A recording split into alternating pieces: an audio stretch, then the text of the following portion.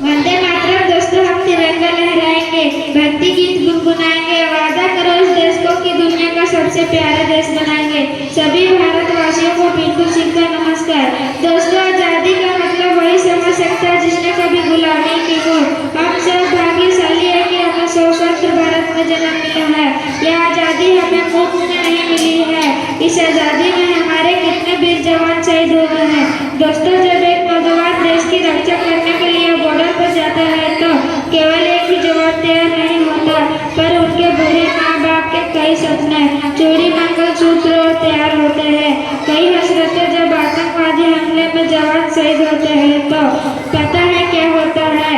धरती माँ की सीना फट जाता है, रूह कांप जाती है।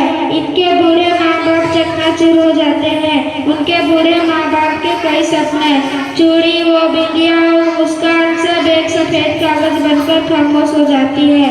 जब एक जवान शहीद होता है तो एक परिवार नहीं रोता, पूरा इंसान रोता है। जो शहादत की मतलब समझता है वो नागरिक रोता है जो अपने देश से प्यार करता है।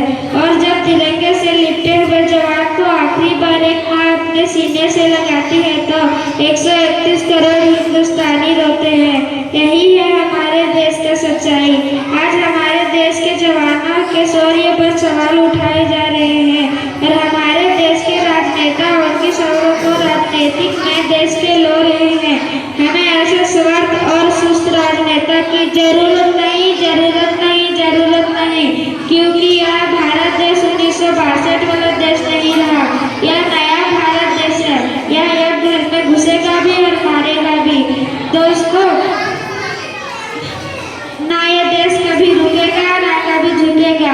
आज छोटी छोटी आंखें वाले चीन को भी हमारे देश के जवानों ने धूल चटा दिया और पीछे मुड़ने पर मजबूर कर दिया। लेकिन यह हमारी क्यों नसीबी है कि हम स्वदेशी चीज के वजह विदेशी चीज का इस्तेमाल करते हैं।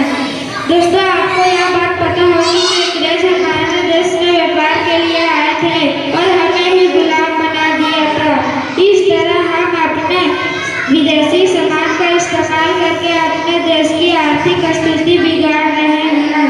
हमें अपने देश को विश्व गुरु बनाने के लिए स्वदेशी चीज का ज्यादातर इस्तेमाल करना होगा और हमारे प्रधानमंत्री श्री नरेंद्र मोदी जी के अनुसार लोकल को वोकल बनाना होगा।